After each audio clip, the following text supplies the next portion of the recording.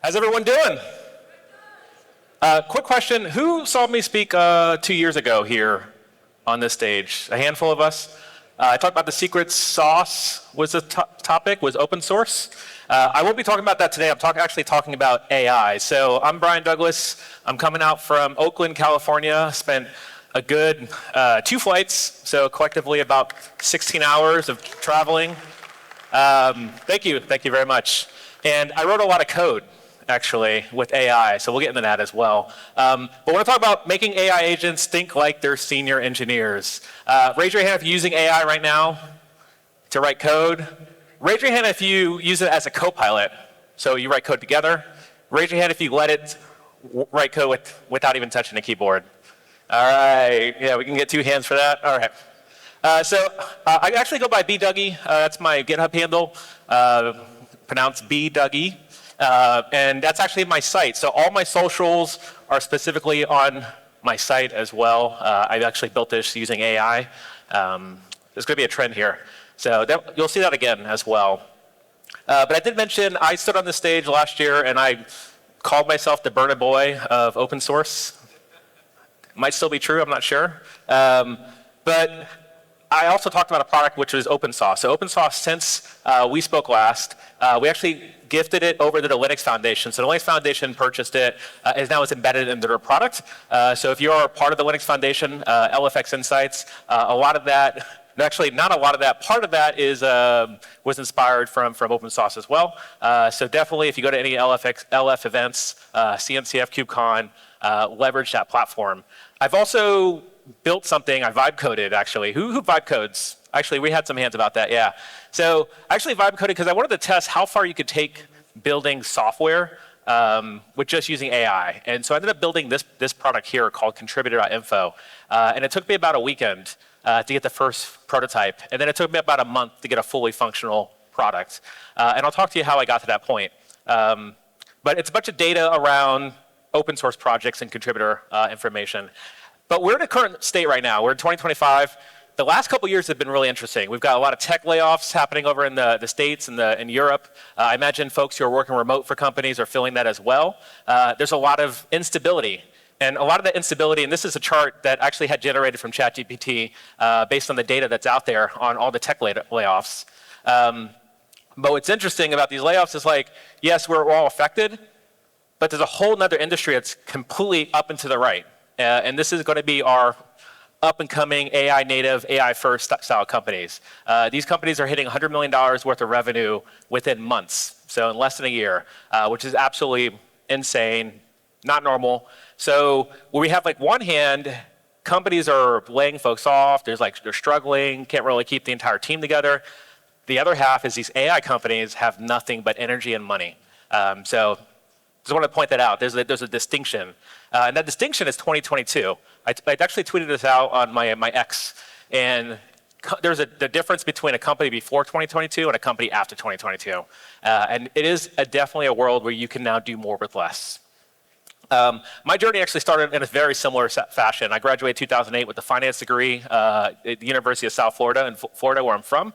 And I could not get a job because we were going through a financial crisis. So I took a job in sales. I did IT sales. If you know about the National Football League, I sold network equipment for stadiums. It was a big deal, but I hated it. And what I wanted to do is I wanted to do my hobby, which was write code. So I ended up learning how to build a site through open source. And then that turned into someone would pay me more money to do Ruby on Rails at a company than I was making doing sales with a bonus. So I made a decision to move over. This is actually my article on GitHub's README project. I used to work at GitHub as well, about 5 years. So that's my story if you want to find it.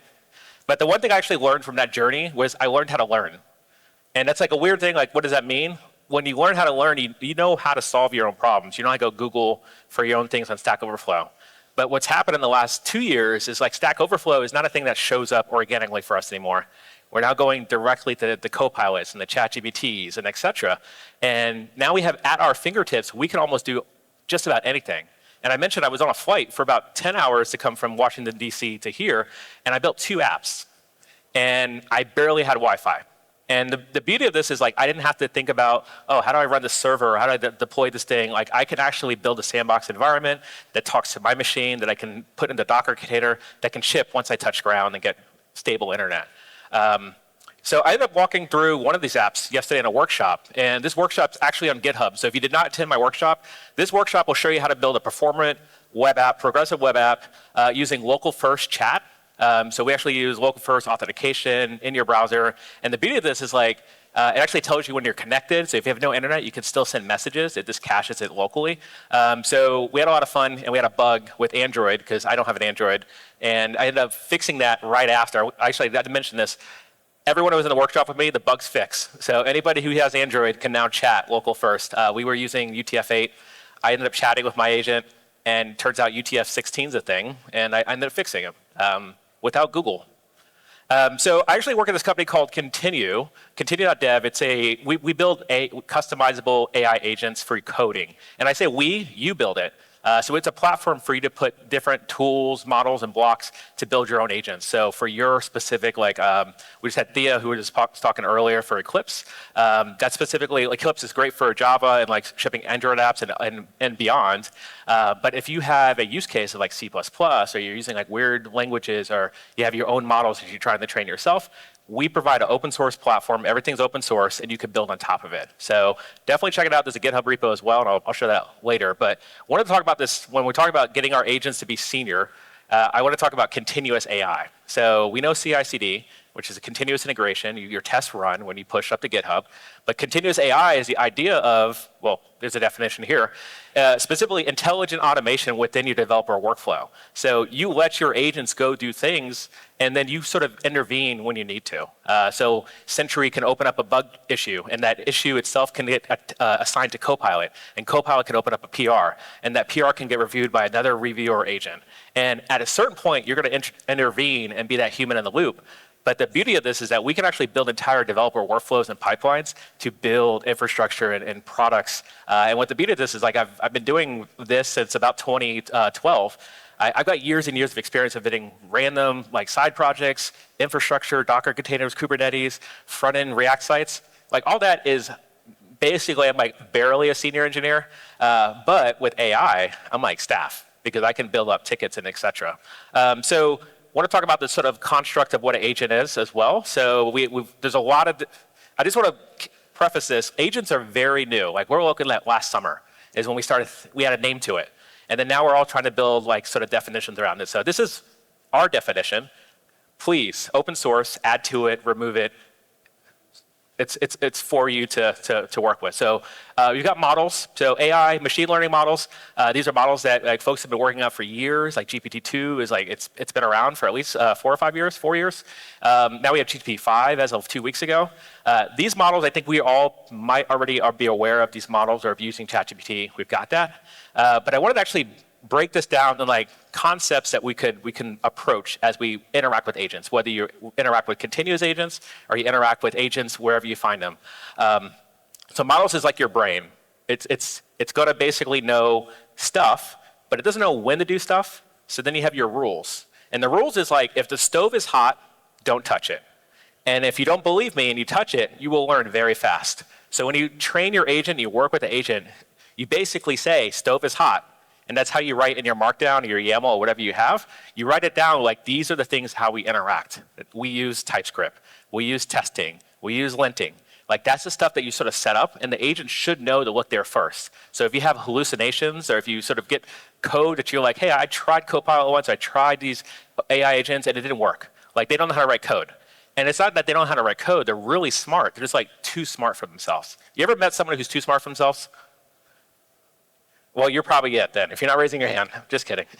But I want to say tools. Tools are going to be basically, if you know API endpoints, these are your endpoints. We needed to build a construct. So Anthropic, they shipped this thing called MCP, which is a protocol around the idea of using APIs within agents. So MCP is really tools, and tools are basically just API endpoints with some extra love for building with agents. So I wrote an article about actually using these as models, actually on the Continue blog. And the question I had within the blog was like, can AI think? Or sorry, AI can code, but can it think? And I did a lot of work on this in the last month, just sort of like testing out different models, and I came to the conclusion that like, yes, it can. And what it has is like a good reasoning capability of like, you have the if, then, and else. Like you have like, red, black trees, or left or right, or true, false. But it goes in like a whole other level. Like it might just be 4D chess, where you're now just reasoning within, okay, there's a lot of different opportunities there. Like if you ever watched the Marvel superheroes and you have Doctor Strange, he's sort of like this thinking of every single possibility. Like that's what your agent is doing.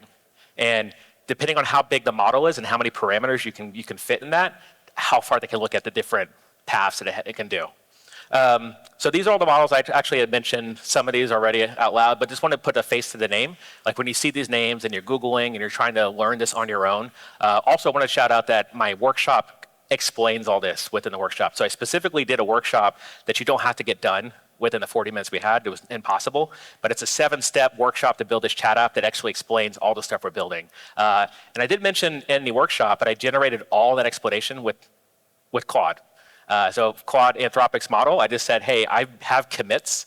I've written code that's very clear and has like a story and PRs.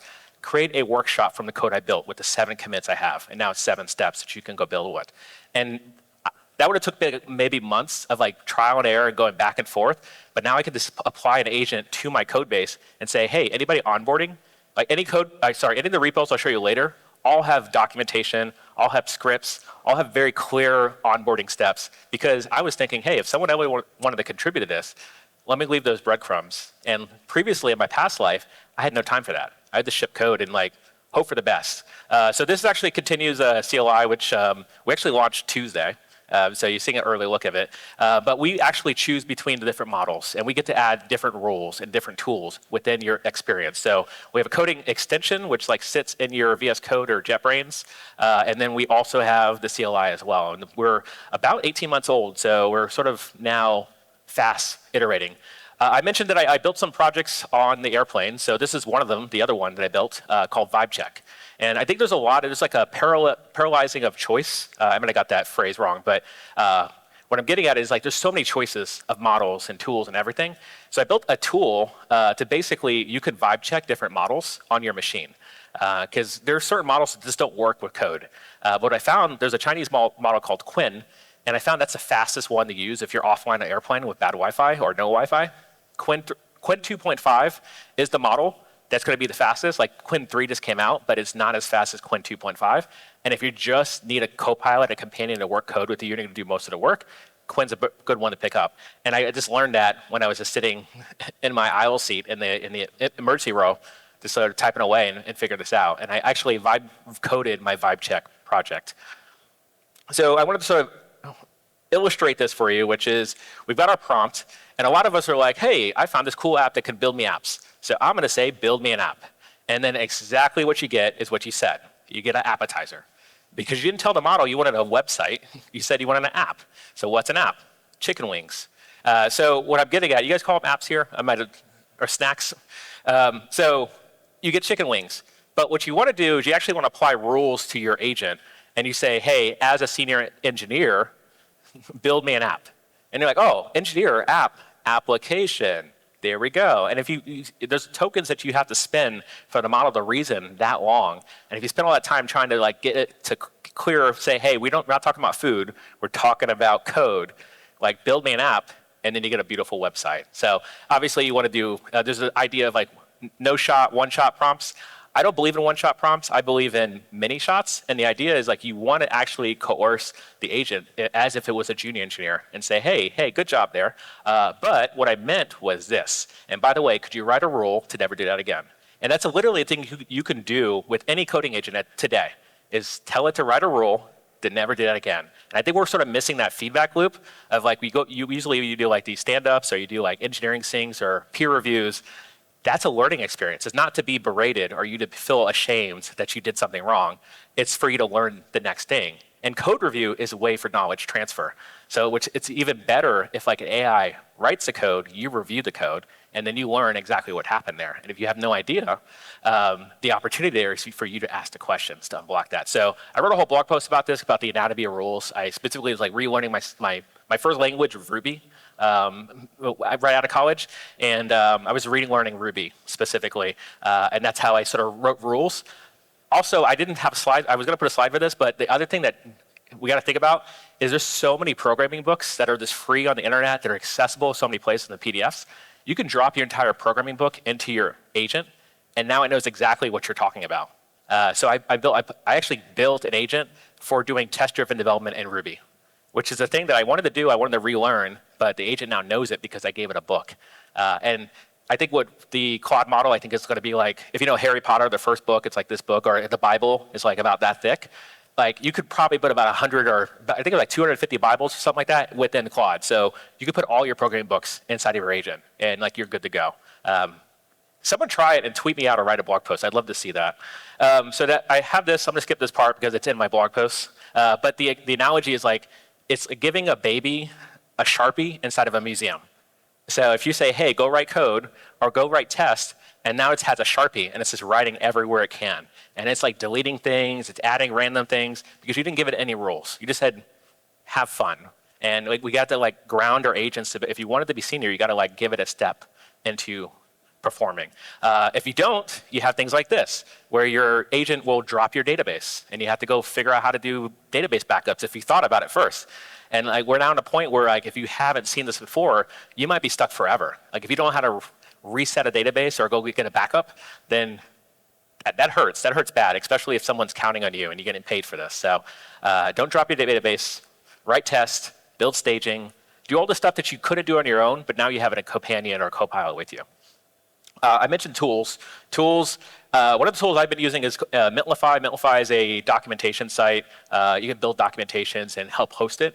What I love about their documentation site is that we host continuous docs on there, but it gives us an MCP that anybody who contributes with Continue. So open source, I don't think I mentioned that, 100% open source Continue.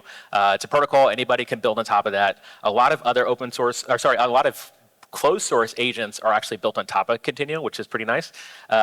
And then we have a documentation MCP that just basically pulls the docs in at the time you're writing code. So super magical experience. Would love for folks to check it out.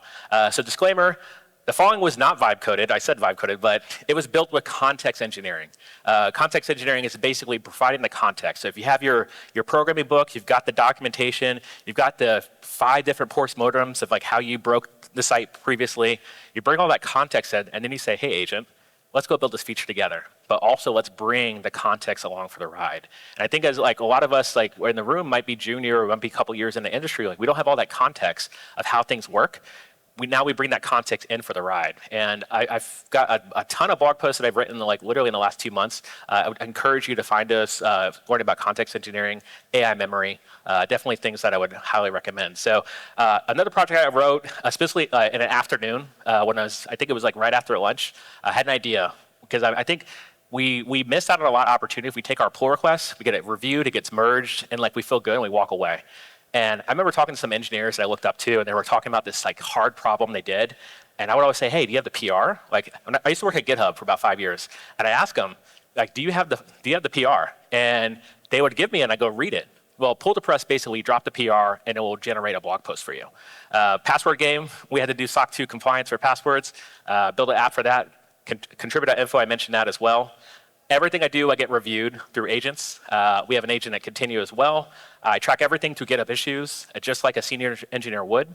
And I just want to mention that treat your agents as if they're senior. Like apply that knowledge to them before you start asking the right code.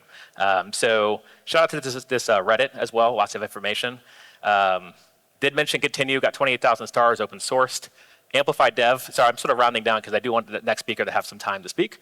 Amplify.dev this is my last slide, which is, this is the idea of like, we're not here to replace developers, we're here to amplify them. So if you leverage the stuff I mentioned already, like this is how you accelerate yourself and look as if you are senior, like, or you are a staff engineer because you've thought through the process, you have the documentation, you're now coding with all the information you need to basically solve problems. So would love for folks to do open source, close open source bugs and tickets, not by vibe coding, but by bringing context in engineering. So reach out to me, and I'll be around pretty much the rest of the day. Thank you so much.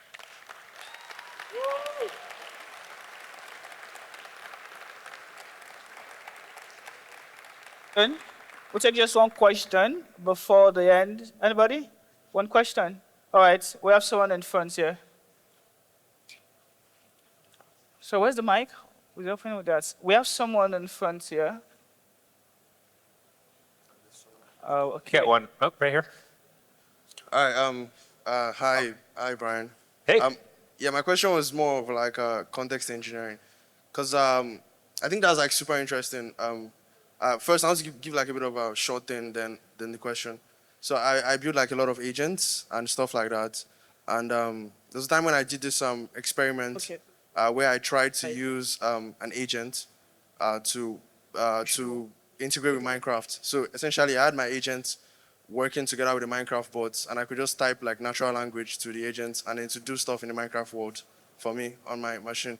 So I was super curious about like when you brought up context engineering, and I wanted to ask like, do you think it's safe in a broader scope to say, like use context engineering as an escape for most things? For example, if I'm building say with Rust or with Solidity, and I take a book on both concepts and I give it to my agent and tell it, oh yeah, so I have this task, or I have this. I would say it would be very smart if you're building something as big as like a Minecraft. So the question was like using agents to build things like Minecraft, compartmentalize. Like we have front and back end developers, we have designers, we have system administrators, we've got like product managers, we've got CEO. What I do every time I go about to ship code, I actually built a meta agent, and my meta agent builds other agents. And so basically I say, hey, create me an agent that can review code based on best practices. And I had this huge bug that I solved in my integration test, and I call it bulletproof testing. I'll write a blog post on it. So it's testing integration tests without slowing down your test suite, but also making it stable. And every time I have my bulletproof testing agent that comes in the code review and says, hey, let's look at the test, let's see if it works, let's see if it's stable. And my time to shipping has like, even with AI, has decreased extremely, because I have this one agent that I created on a whim. Other agents. And then I have a UX design agent that just comes in and says, hey, add some animation, like make this better, because I'm not a designer, but I've got an agent that knows everything about design, so then I bring that in. So then like you think about building Java, whatever, what do you do with Minecraft? You like build that, you're like, hey, I want a expert in like acceleration and like how to make this move and feel small. Like basically what I'm getting at is like build an agent to build agents, and then keep your agents around, but also delete code. Like don't get too attached. I know I don't want to lay off engineers, but like it's okay to lay off your agents. So I'd highly recommend it. Like keep your code clean, and then like don't get too away from, or don't get lost in the sauce, I guess what I would say. Yeah, thank you for that. Yeah. Thanks.